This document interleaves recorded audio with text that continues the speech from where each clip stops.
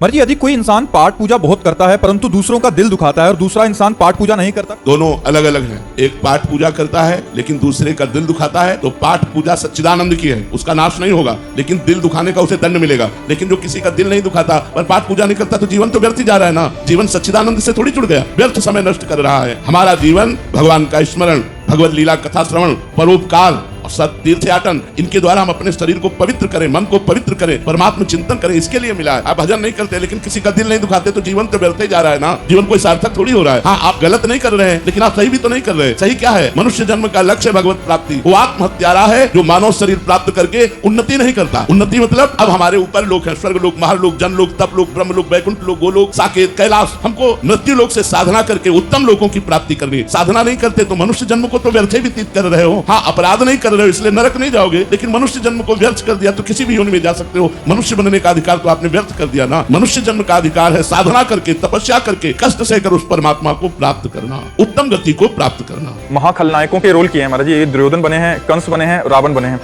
आपका एक सवाल है कि कार्य के मिलने के बीच की यात्रा होती है कि नया रोल मिले, नया वो मिले, वो बड़ा कठिन हो जाता है, उसमें मन विचलित हो जाता है और भविष्य और बच्चों की चिंता से मन नकारात्मक। अगर उस समय आप भगवान का नाम जप कीजिए, जो खाली समय है, तो उससे आपको बहुत बल मिलेगा, क्योंकि विश्वात्मा भगवान ने बिना किसी के सहयोग के अकेले संपूर्ण सृष्टि प्रकट की और उसका पालन पोषण कर रहे हैं। आपका तो एक बहुत छोटी सी मांग है।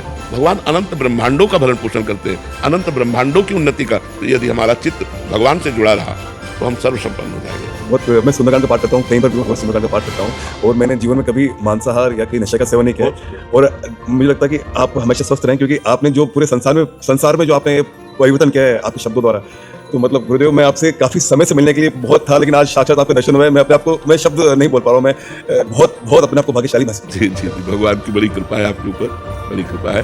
तो आप ऐसे उन्नतिशील बनने के लिए नाम जप कीजिए और व्यायाम जरूर करते रहिए। व्यायाम जरूर, शरीर पुष्ट है, स्वस्थ है, और नाम जप से मन स्वस्थ रहेगा और व्यायाम से शरीर स्वस्थ रहेगा। और सात्विक आहार, चिंता मत कीजिए। विश्व का भरण पोषण करने वाले भगवान अपने जनों की रक्षा करते हैं, वो सब व्यवस्था करते हैं। तो चिंता करने से आप कमजोर हो जाएंगे और भगवत चिंतन करके आनंदित रहेंगे। भगवान जाहि विधि राखे राम ताहि विधि रहिए।